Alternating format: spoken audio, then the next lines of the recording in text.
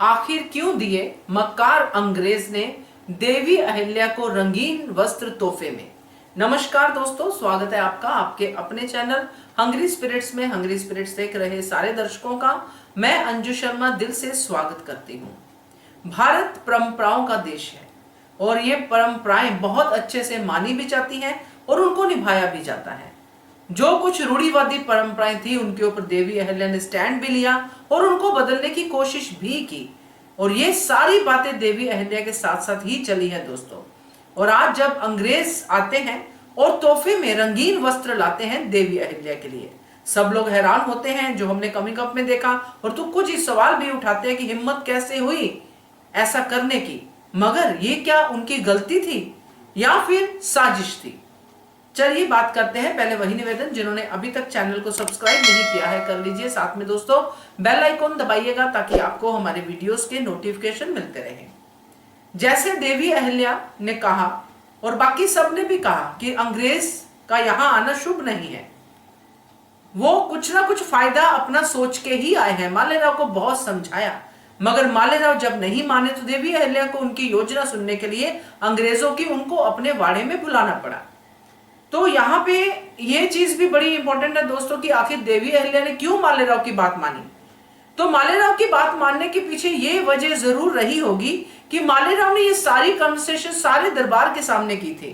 अब किसी भी दरबारी के दिमाग में ये बात अगर आ जाए कि मालेराव राजकुमार सही कह रहे हैं कि आधुनिक चीजें हमें चाहिए, अभी तो देवी अहिल्या ने बात भी की है, तो वो आधुनिकता अगर आ रही है तो क्या समस्या है, क्यों नहीं सुना जा रहा अंग्रेजों को।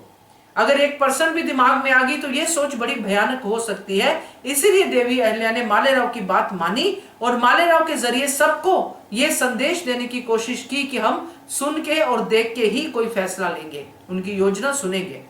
तो यहाँ पे योजना सुनाने के लिए और मिलने के लिए अंग्रेज पहुंच गए और देवी अहिल्या के लिए रंगीन साड़ी लेके आए, या फिर दोशाला भी हो सकता है। मगर दोस्तों इसके पीछे कारण क्या है, क्योंकि गलती तो अंग्रेज नहीं करेंगे। जो गरीब गुरबे तक पहुंच गए हैं, उनकी सोच तक पहुंच गए कि ये क्या सोचते हैं, तो एक रानी की सोच नहीं जानेंगे वो कि रानी क्या सोचती है। रानी को अपनी बातों के जाल में फंसाने के लिए क्या करना चाहिए, तो उन्होंने देवी अहिल्या पे पूरी रिसर्च की होगी, जाना होगा कि देवी अहिल्या ने क्या क्या कारनामे किए हैं और क्या करना चाहती हैं। क्योंकि थोड़े एपिसोड पहले ही देवी अहिल्या ने शायद तुक्कू जी से बात की थी कि आधुनिकता लानी है, अब इस चीज की जरूरत है। इसीलिए हम सुभाष सिंह से इस तरह हमारी जो हुआ, जो भी लड़ाई हुई, जीते, मगर फिर भी काफी नुकसान हुआ। तो ये बातें तो देवी अहिल्या कर ही रही थी, मगर इस बात को ये अंग्रेज सोच जो है वो जानती है और देवी अहिल्या प्रोग्रेसिव है, ये बात वो जानते हैं। अब जब ये रंगीन वस्त्र अंग्रेज देंगे, उनको पता था कि इसकी मुखालफत होगी, लोग इसके अगेंस्ट खड़े होंगे, कहेंगे कि ये कैसे, एक विधवा को सफेद के अलावा कोई वस्त्र पहनने का, रंगीन वस्त्र पहनने का अधिकार नहीं है। मगर यहाँ पे अंग्रेज एक नई सोच को देवी अहिल्या के सामने रखेंगे, ये समझ के कि देवी अहिल्या मेरी इस सोच के प्रभावित होंगी, इंप्रेस होंगी और हमारा रास्ता साफ होगा। जैसे हमने मालेराव को इंप्रेस कर लिया आधुनिक हथियार दिखा के, आधुनिक वेशभूषा दिखा के, वैसे ही हम देवी अहिल्या को इंप्रेस कर लेंगे। इसलिए मैंने शुरू में परंपराओं की बात की। तो यहाँ देवी अहिल्या को वो ये बताते हुए, सबको बताते हुए नजर आएंगे कि हमारे यहाँ पे तो फीमेल की कितनी रिस्पेक्ट होती है, हमारे साथ बैठती हैं फीमेल्स, वो कुछ भी उनको पहनना है वो पहन सकती है, चाहे वो विधवा है चाहे वो कैसे भी है। तो ऐसी सोच को वो सबके सामने प्रेजेंट करेंगे और ये सोच के करेंगे कि देवी अहिल्या हमारी इस सोच से जरूर इत्तेफाक रखेगी। मगर देवी अहिल्या तो आपको पता ही है, अपने संस्कारों से जुड़ी हुई है। जैसे कि उसने मालेराव को कहा कि एक पल में तुम्हारी टोपी जो है, अंग्रेजों की दी हुई टोपी है, उसने तुम्हारे ताज की जगह ले ली, और ये सोच जो है टोपी की तरह ही हल्की है। तो इस सोच को कैसे देवी अहिल्या नहीं समझेगी, क्योंकि अंग्रेजों ने अब देवी अहिल्या को अंडर एस्टिमेट किया है, मगर ज्यादा देर तक कर नहीं पाएंगे, क्योंकि जो वो यहां करने आए हैं देवी अहिल्या समझ चुकी है।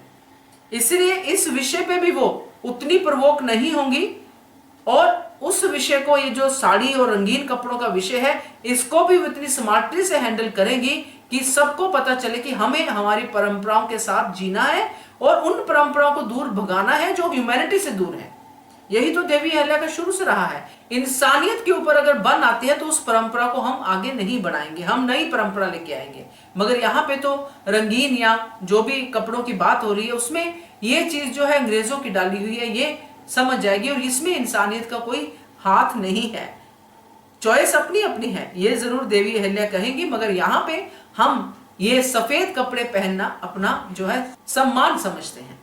तो ऐसा कुछ हो सकता है बातचीत दोस्तों दोनों के बीच में, मगर ये रंगीन कपड़े लाने का मेन मोटिव अंग्रेजों का यही है कि देवी अहिल्या तक अपनी आधुनिक सोच को रखें, और ये समझ के सोच के रखेंगे ये कि देवी अहिल्या हमारी इस सोच से इंप्रेस होंगी।